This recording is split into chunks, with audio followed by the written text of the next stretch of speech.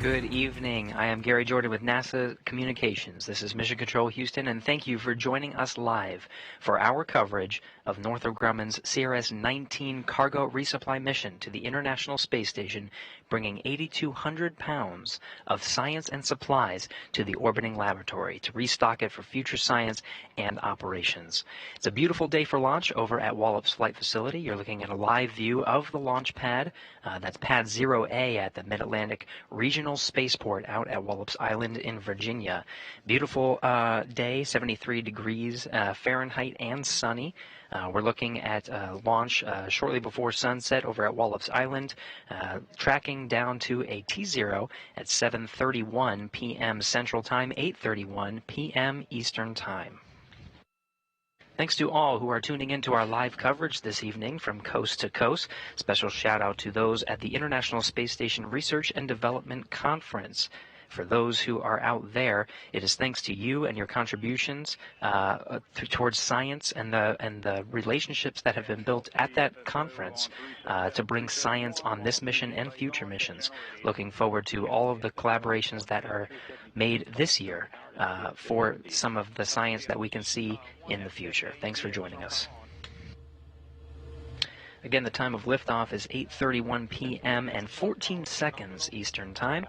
Everything on track, still tracking a 20% probability of violation. That's 80% go. Weather looks good, and the range looks good for a launch this evening. That 8:31 p.m. Eastern Time is the opening of a 5-minute launch window. We're launching this in August 2023, approaching the 10th anniversary of Cygnus 1, or Cygnus Orb D1, the demonstration flight of Cygnus, and the first time that Cygnus berthed with the International Space Station. That spacecraft was named after NASA astronaut George David Low. This spacecraft, CRS-19, is named the SS Laurel Clark.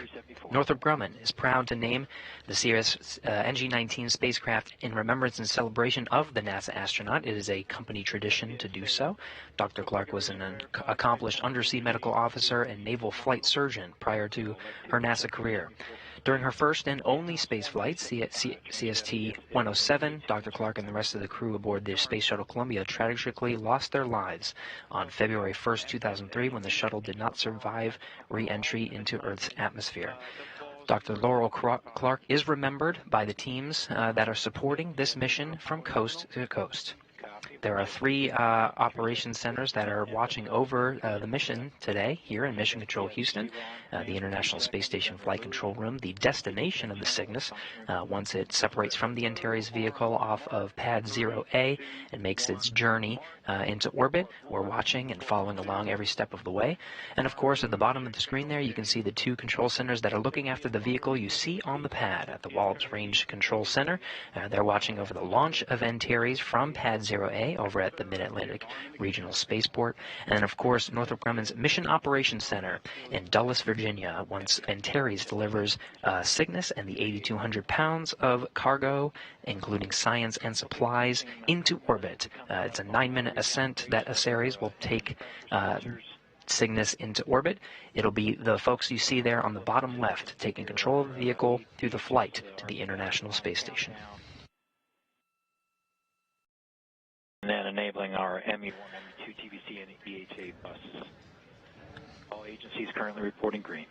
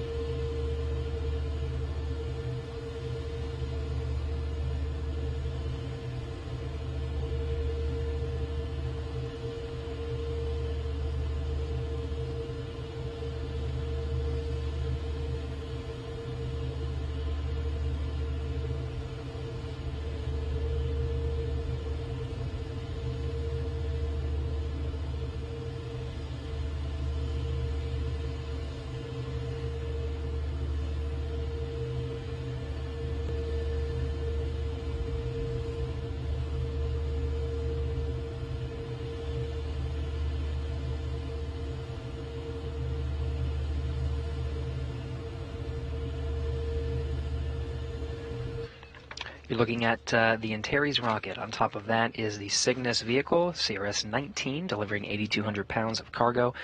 Fueling is wrapping up here. By the time we get to T0, it will be completely filled. You can see the LOX venting happening on the side of the vehicle right now. That's the oxidizer.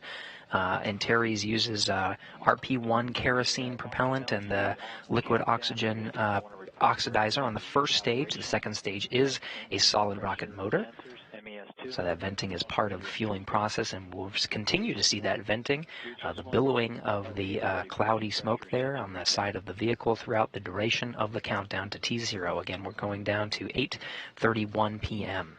We're watching all of this from the International Space Station Flight Control Room. You can see it on the center of our screen. We're following along every step of the way, and we will continue to do so throughout the flight of Antares and the flight of Cygnus to the International Space Station. For launch, the teams here in the International Space Station Flight Control Room are led by Flight Director Marcos Flores. During the Orbit 3 shift, Marcos has the responsibility of the International Space Station and overseeing all the operations on board while the crew is in a sleep period. No Capcom today. If the crew needs anything during their sleep period, it'll be Marcos answering the call. The visiting vehicle officer is Ray Bijanes. It is his job here in Mission Control Houston to communicate with the teams that you saw earlier in Dulles, Virginia, the Northrop Grumman teams, and be working with them every step of the way to make sure Cygnus is making its incremental steps to rendezvous with the International Space Station for an on-time launch today. We're looking at a Friday morning rendezvous and berthing to the International Space Station. Ray will be watching the operations here for this leg of the trip. LC Prop 2 in work. Now, currently in a sleep period, though they may be waking up. It's midnight GMT aboard the International Space Station, but they could be tuning into this coverage. It is their sleep period, though, so they may be getting some well-deserved rest for the operations to capture and berth the Cygnus to the space station on Friday.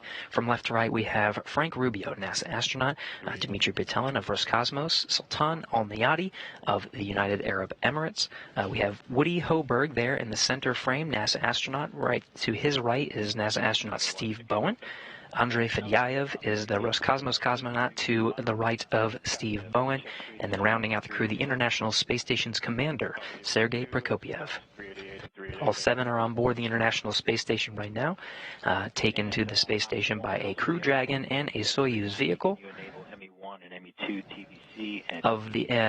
Of this crew, it will be Woody Hoberg and Frank Rubio to perform the capturing operations for Cygnus on Friday. Check 38839 and site control, step 391 to go to ARMTEL for rapid retract.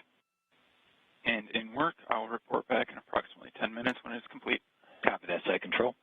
LC Ops 1 TVC and EHA buses enabled. Roger, Ops 1, check 390. Here you can see a graphic of the Cygnus spacecraft and the Antares launch vehicle in its stacked configuration. Again, Antares is a 2-stage rocket. It's got the liquid oxygen oxidizer and RP1 kerosene fueled on the first stage.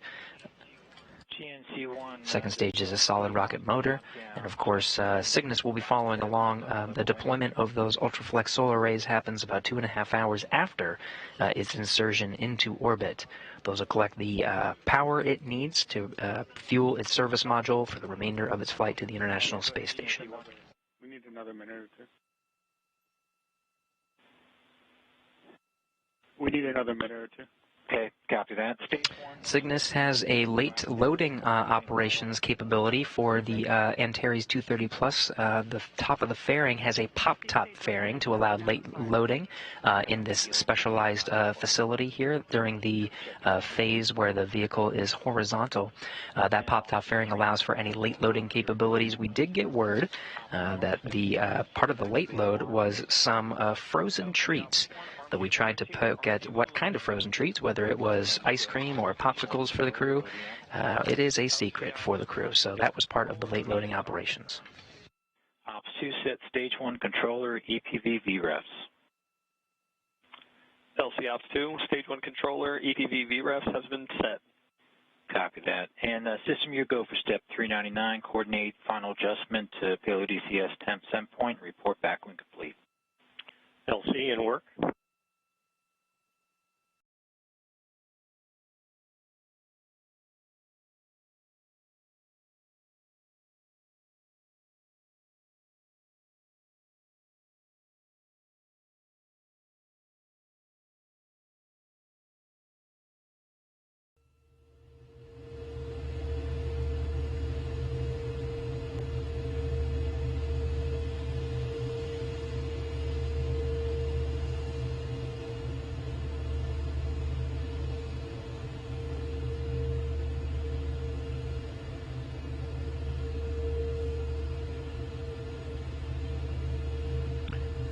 ALC system, countdown 1. Go ahead, system. ALC step 399 complete. Copy, 399 complete. Launch team, we've just passed L-minus 20 minutes and counting.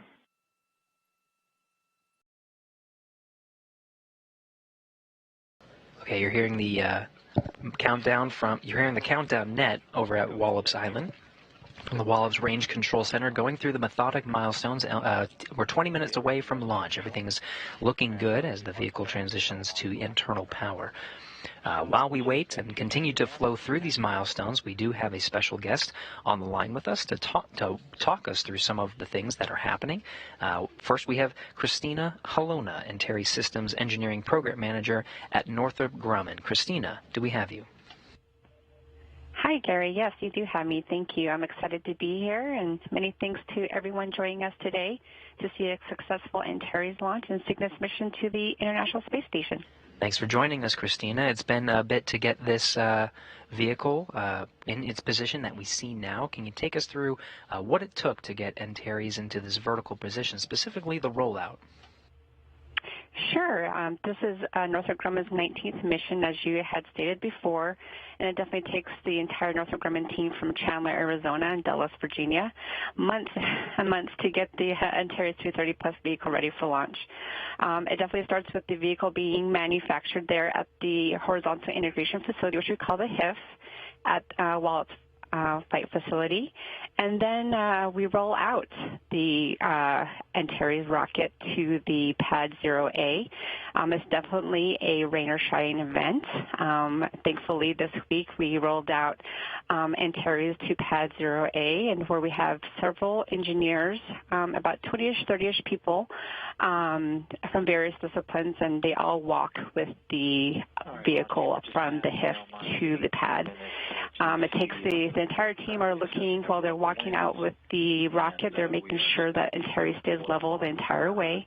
We have a requirement where we have to stay within a 1 degree side-to-side requirement the entire rollout, and the whole process takes about 2 hours for Antares to make the trip from the HIF to the pad.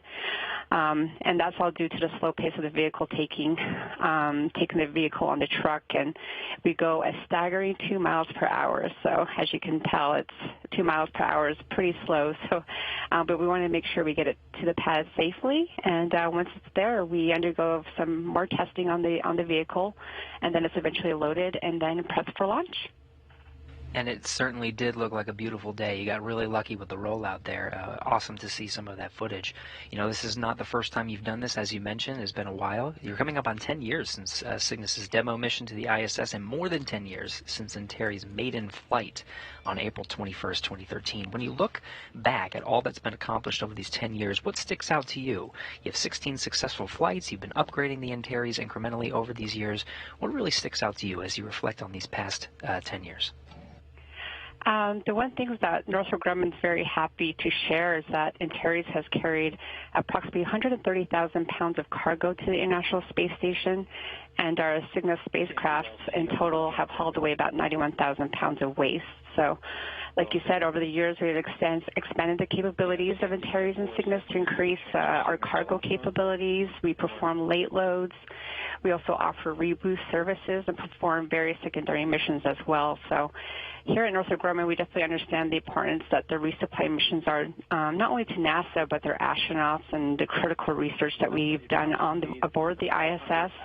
You know, there's been so much, advances of technology that have come from their research in space, and we're definitely honored to be a part of it and excited for all the missions to come, and this one for today, for sure. Very good, and we're hearing some of the milestones in the background. The countdown is continuing. Cygnus's transition to launch mode. We're getting ready to send CRS 19 to the International Space Station, named the SS Laurel Clark. I wonder if this Cygnus, this vehicle, this mission, and the name have any personal significance to you, something that you tie very closely to this specific mission.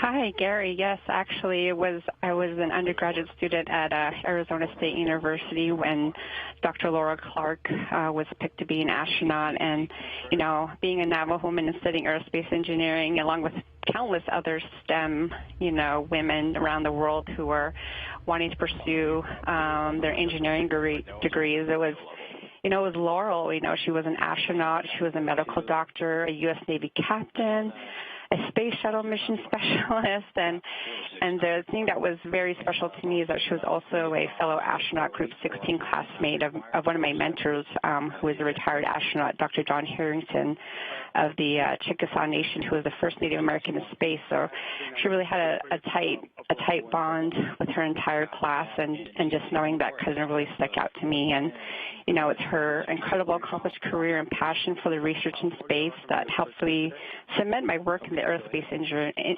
industry. And, you know, it's been 20 years since Columbia Space Shuttle tragedy, and where Laurel and 6 others of the astronauts lost their lives. And, you know, it's just been amazing to witness Dr. Clark's career achievements that took her career to under the sea and to the stars, basically. And, you know, she and the entire Columbia crew of the STS-107 continue to inspire, you know, future generations of explorers. And Northrop Grumman is proud to commemorate our NG-19 Cygnus spacecraft, the SS Laurel Clark, for the NG-19 mission, where she has made a substantial contribution to the United States commercial space program and to human space flight. So we're very honored to have it named after her, and just a very special place in my heart for her and the entire crew of the STS-107. And I think that special place is shared amongst the teams that are supporting this mission. Christina Helona, thank you so much for joining us for the launch show, and we're continuing down towards the T0 here at 8:31. Thank you for coming on, Christina. Of course, thank you.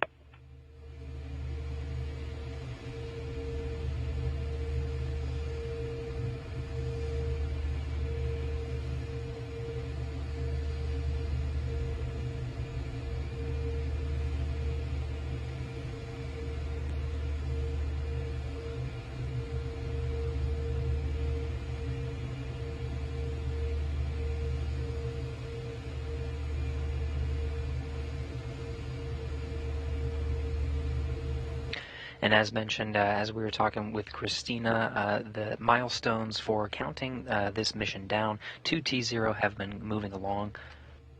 Okay, Launch Team LC, we're coming up on our poll to proceed with final countdown. This is step 414. GSO? GSO is go. RSO? RSO's go. TD? TD's go. Prop lead? Prop lead's go. Stage 1. Stage 1 is go. MES-1? MES-1 is go. GCE? GCE is go. ACE? ACE is go. Mars? Mars is go. CMD? CMD go. LD? LD is go. NG? Northrop Grumman is proud to honor accomplished NASA astronaut, medical doctor, U.S. Navy captain, and space shuttle mission specialist Dr. Laurel Clark. Laurel was a passionate contributor to the space program, improving our understanding of spaceflight effects on the human body. Her crew's successful completion of 80 experiments on the STS-107 mission advanced the bioscience knowledge of plant growth in space. A proud and dedicated wife and mother, Laurel spent most of her free time during the mission conversing with her family. But when she did get time to look out, she described it as glorious. It is therefore an honor to return her legacy to space to once again enjoy the view as the SS Laurel Clark and Northrop Grumman are go for launch. Copy that. We are go to proceed with final countdown. Check step 414. Godspeed, Patrick James.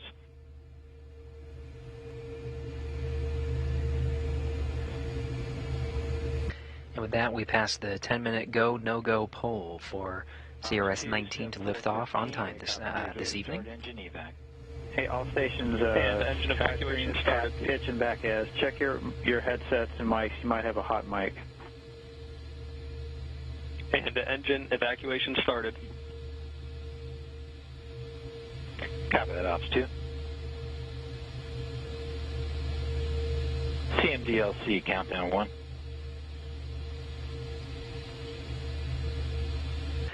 So in the final 10 minutes of this countdown, we'll be following along through the milestones to get Antares prepared for launch. Some of the ones coming up to listen out for, in particular, at T-minus 5, Antares switches to internal power. Cygnus at this time is switched to its launch mode. At T-minus 3 minutes 30 seconds, there's an auto-sequence handoff, the terminal count. Computers, at this point, will take over for the final steps through launch. And at T-minus 40 seconds, the tanks are pressurized for engine ignition. At T0, we're tracking down to 8:31 and 14 seconds p.m. Eastern Time.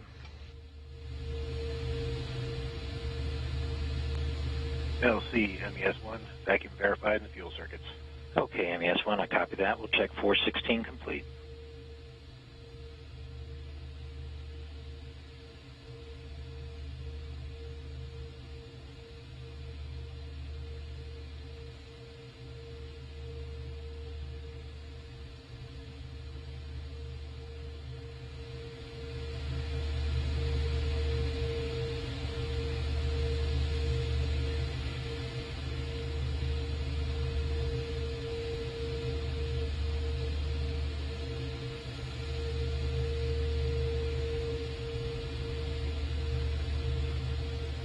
Live shots of the liquid rocket engines that will mix RP-1 kerosene and liquid oxygen. Go to enable ACS VDMs. LC Alps 1, ACS VDMs, internal power on. LC Elect 1, ACS VDMs enabled, voltage nominal, ODM commands are clear. Copy, Elect 1. We'll check step 417 and 418.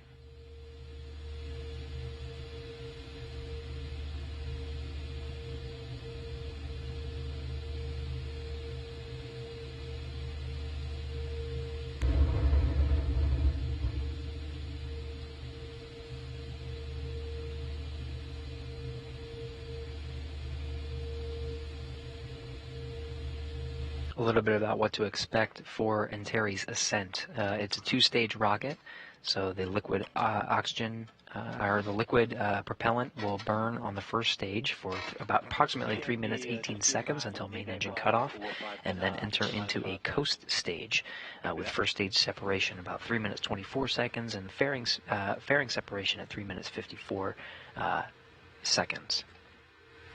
There's an interstage separation, and then the stage 2 ignition after 4 minutes. And this stage 2 is a solid rocket motor that burns for 2 minutes and 44 seconds. After another coast period, the spacecraft will separate from the second stage shortly after 9 minutes to insert Cygnus into orbit.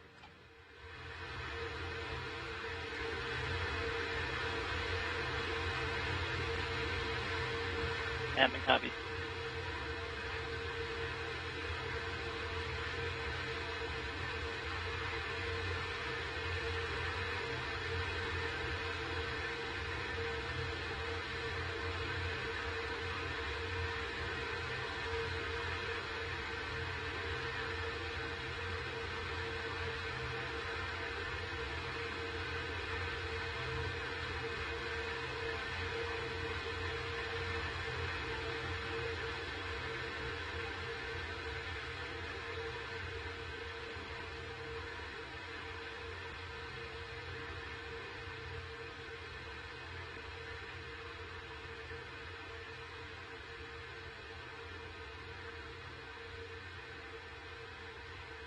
LC top, maybe up to 421, VTSO activation verified. Copy that. Check 421. Ops 2, initialize ground ordnance power supplies.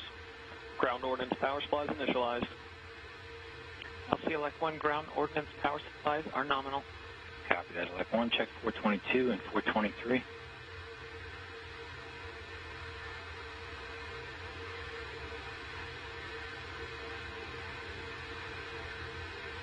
T-minus 6 minutes and counting. The sun is setting on the east coast there. Antares and Cygnus illuminated by the floodlights on the launch pad. That's pad 0A at the Mid-Atlantic Regional Spaceport. Initiated. Time 00:25:03. Copy that. Check 425 complete.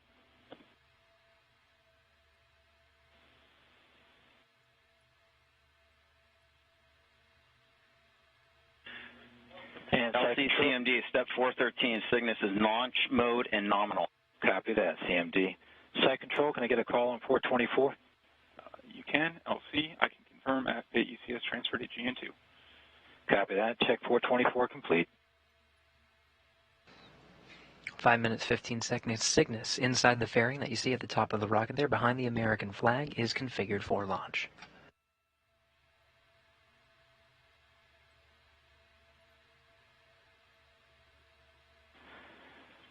Ops 2 LC, step 426. You go to initiate engine priming.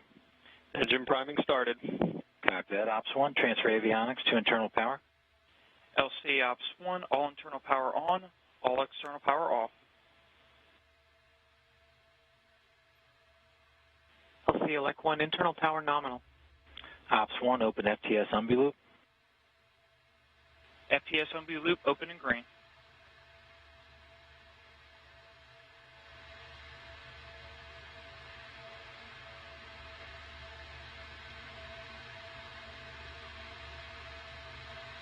FTLU and STS receiver indications are nominal. Ops 1, you go to send all arm command. LC Ops 1, all arm command sent. LC Elect 1, safe and arms and ODMs are all armed. NASA TD, report range status. Range is green.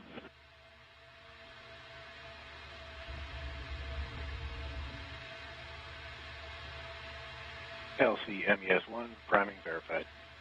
Copy that. MES1, check step 434. Inside 4 minutes from launch, the team's reporting that the range is green. Antares makes a southeastern track down the eastern seaboard and across the Atlantic. If you're on the East Coast, there are maps that allow for certain visibility of Antares, and in this night sky, you may get a good view, though we are hearing it is a bit hazy on the upper altitudes, so there might be some cloud coverage that prevent sightings, but for those that are close to the Mid-Atlantic Regional Spaceport over on Wallops Island, there may be some sightings through the first leg of ascent. 3 minutes, 15 seconds and counting. LC Elect 1, FC command is in flight mode. Copy that. Check 437.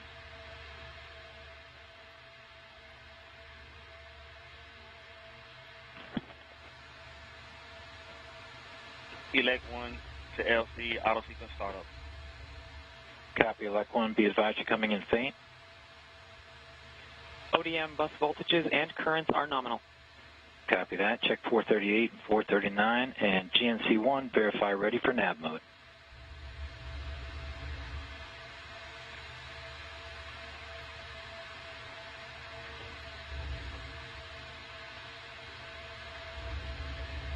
LC GNC1, ready for nav. Copy that. Ops 2, switch to nav. LC Ops 2, switched to nav. Check 441.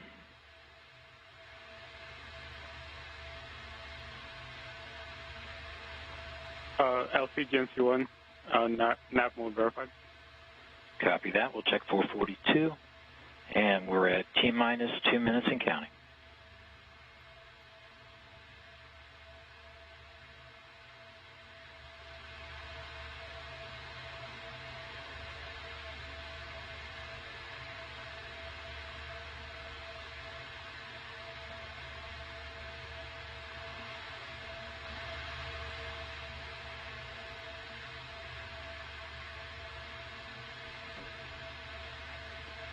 T-minus 1 minute, 30 seconds.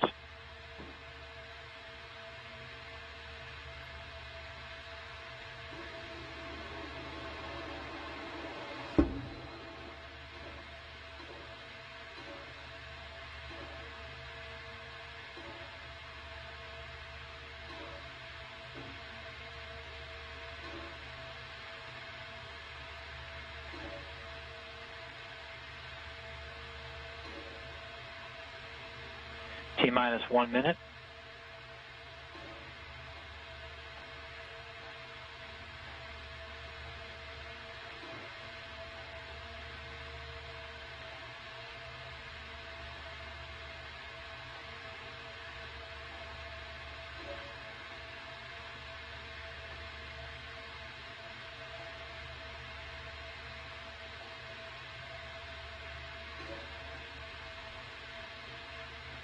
T-minus 30 seconds.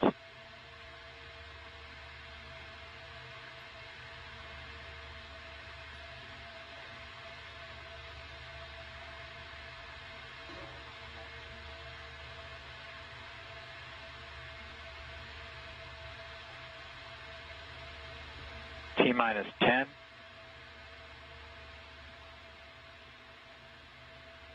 5, 4, 3, 2, 1.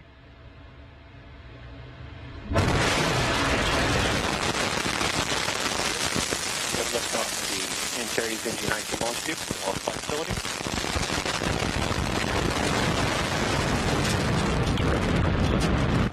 Antares taking Northrop Grumman's Commercial Resupply Mission 19 into orbit to the International Space Station.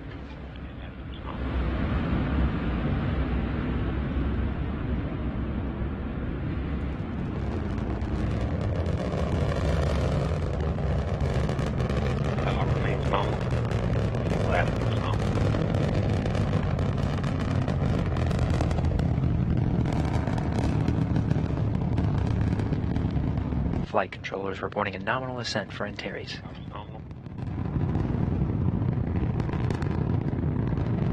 Attitude nominal. Pressurization is nominal. Engines remain at 100% thrust and steady. Stage 1 TBC is nominal.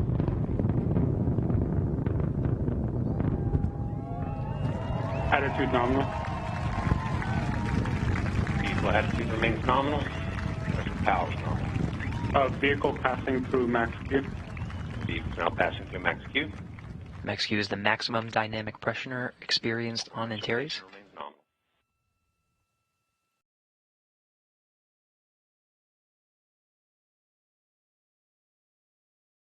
Core pressurization valves are nominal. Engines remain nominal and steady. LCA, your go. Godspeed, Antares.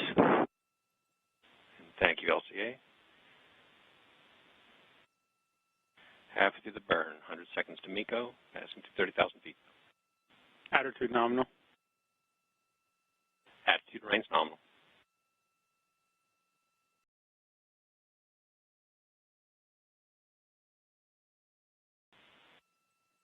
Engine remains nominal, steady at 100%.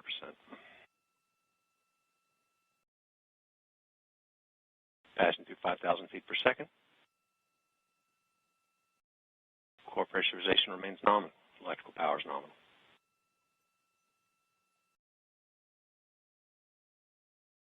TBC remains nominal. Engines remain nominal. Electrical power is nominal.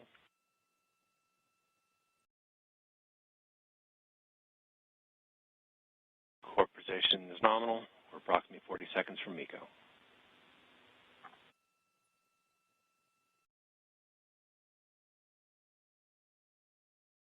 Slow throttle down has begun.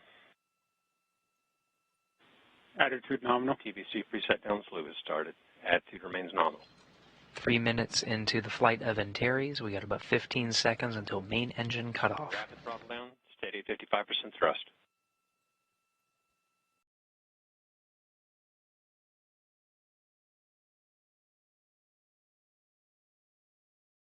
And we have main engine cutoff. Ellis is taking care of business.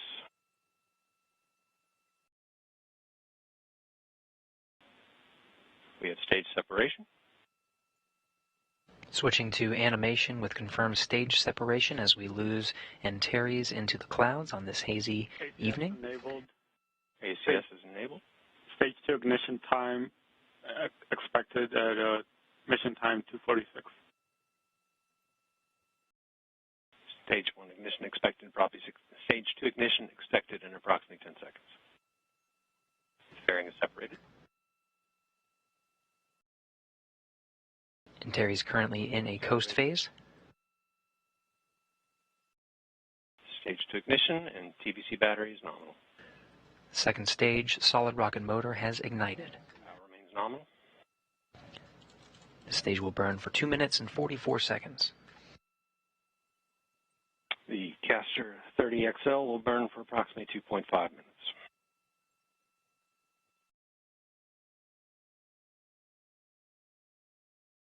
Power remains nominal.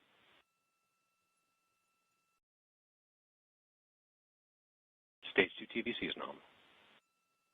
Flight controllers reporting good performance on the second stage. Power remains nominal.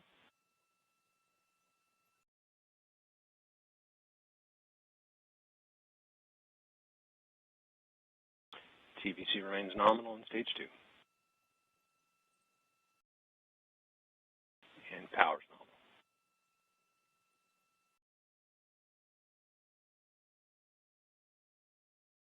We are approximately 100 seconds from stage 2 burnout. Attitude still nominal. Attitude remains nominal. TVC is performing nominally.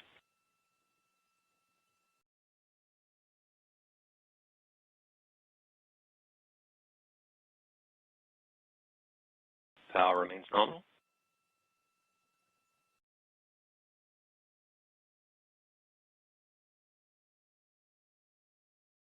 Stage 2 TVC remains nominal. Power is nominal.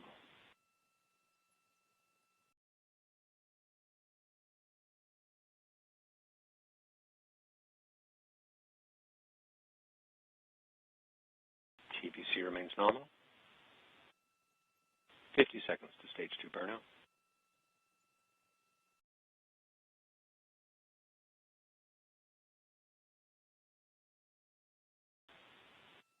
TVC, electrical power remain nominal.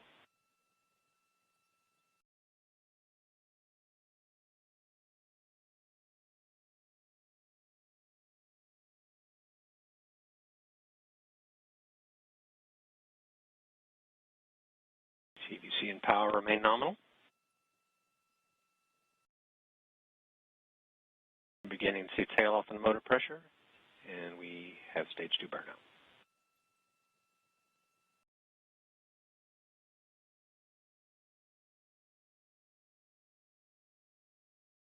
Six minutes, 55 seconds into the flight. The second stage solid rocket motor has burned out. ACS enabled. ACS payload enabled. We're now entering about approximately a 2-minute coast phase. Antares is in orbit and will coast for roughly 100 seconds prior to payload separation.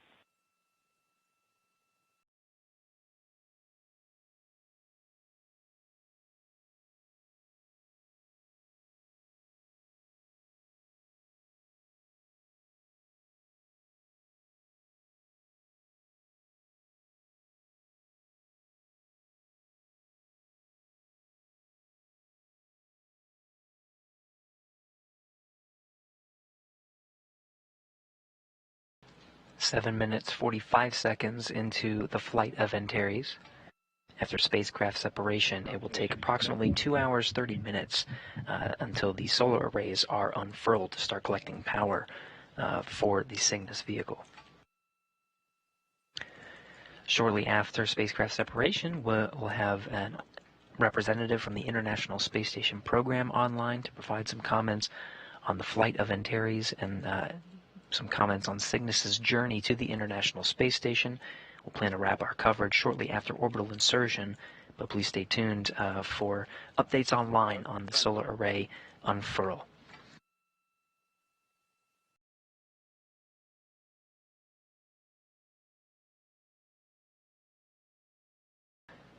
Spacecraft separation is coming up on 30 seconds. Power remains nominal. Vehicle continues to coast prior to payload separation.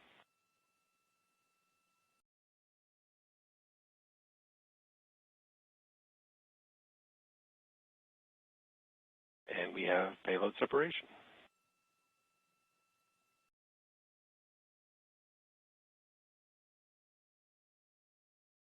And the flight control teams confirm the visuals you're seeing here on the animation.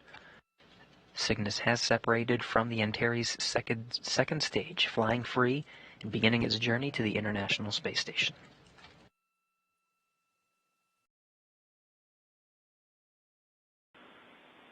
All right, launch team LC on Countdown Net. We're going to go ahead and proceed with our post-launch checklist. We've confirmed that we've had Cygnus separation. Congratulations to the Cygnus team, and that sound you heard a little earlier was a mic drop.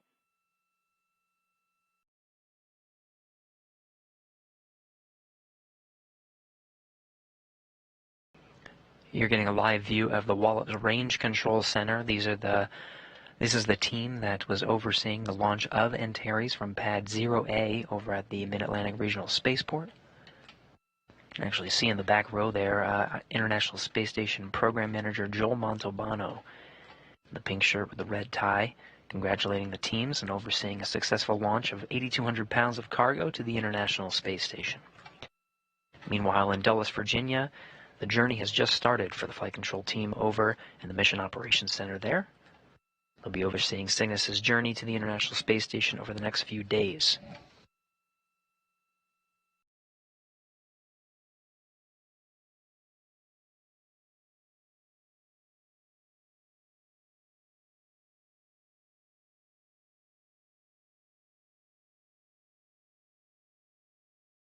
Of course, the operations today were executed by the team you see on the screen here, International Space Station Flight Control Room. We've been monitoring every step of the countdown and Antares flight and delivery of Cygnus into orbit. Successful delivery from Wallops. Thanks to the Wallops Range Control Center team there, all shaking hands and congratulating each other. And of course, Northrop Grumman Mission Operations Center. They'll be overseeing Cygnus's flight, as well as us here in the International Space Station Flight Control Room to ensure a safe journey over the next couple of days until Friday morning when Cygnus arrives at the International Space Station and is captured by the station's robotic arm.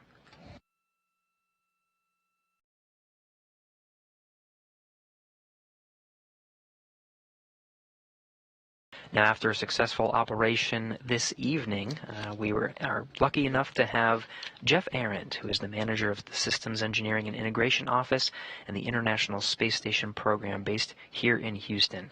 Jeff, how do you hear us?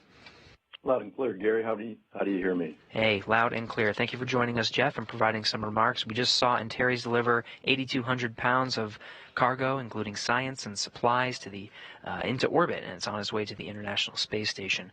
I'm curious, from your perspective, from the International Space Station Program perspective, what are some of the key highlights of science, hardware, something on this vehicle, something on this mission that you're particularly looking forward to arriving at the International Space Station? Yeah, that's a great question. I think three come to my mind pretty quick. The first would be this is the final iteration of the Sapphire series of spacecraft fire protection experiments, and so that's flying on this flight.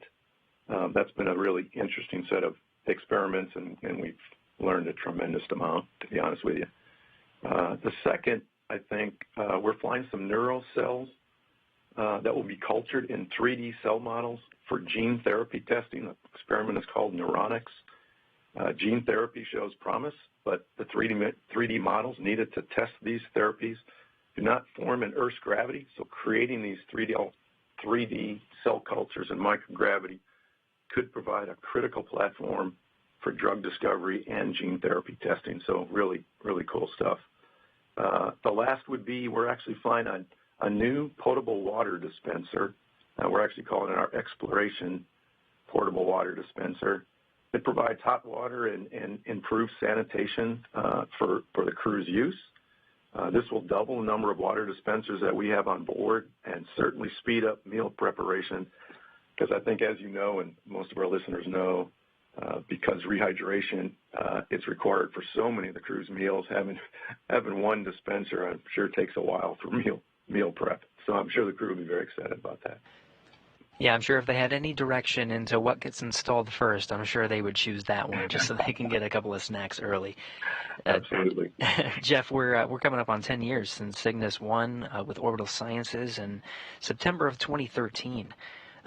When Cygnus berthed first to the International Space Station for a demonstration mission. Now we're 10 years into it. We're talking about the Commercial Resupply Services 19 mission. So if you reflect on the past decade, what can you say about the impact of commercial cargo operations for International Space Station and continuing to support the operations? Yeah, in a word, I'd say essential. Critically essential. I don't think that's almost redundant, but with the retirement of the Space Shuttle, we lost our capability to resupply the ISS. And cargo resupply from U.S. companies is critical to our mission. I can't emphasize that enough. It ensures our national capability to deliver critical hardware, science research, significantly increases the ability of NASA to conduct new investigations. Other U.S. government agencies, private industry, and academic and research institutions can also conduct microgravity research through our partnership with the International Space Station National Laboratory. But again, in a word, it's absolutely essential. It's essential for the operations and continuing operations. I think for this particular mission, there's also a sentimental value to it. And as you know, Cygnus spacecraft get named after significant contributors to human spaceflight. And this one is named after Laurel Clark, who tragically lost her life aboard Space Shuttle Columbia in 2003. And it can be a reminder of the risks of human spaceflight and the work that has been done over the past 20 years to continuously improve mission safety and assurance.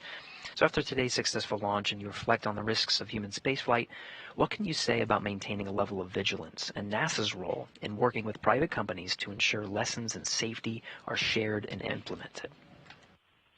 Yeah, that's a really good question. And, you know, my hat's off to Laurel and her entire crew. And you know, we'll never forget those guys. You know, focusing on the fact that safety is a top priority at NASA and the lessons learned are deeply embedded in our culture.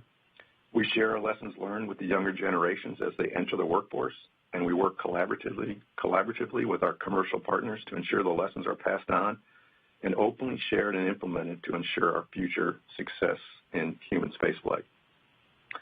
The other thing I'd add is, following the Columbia accident, NASA formalized an additional level of diligence by defining institutional technical authorities for safety, engineering, and crew health.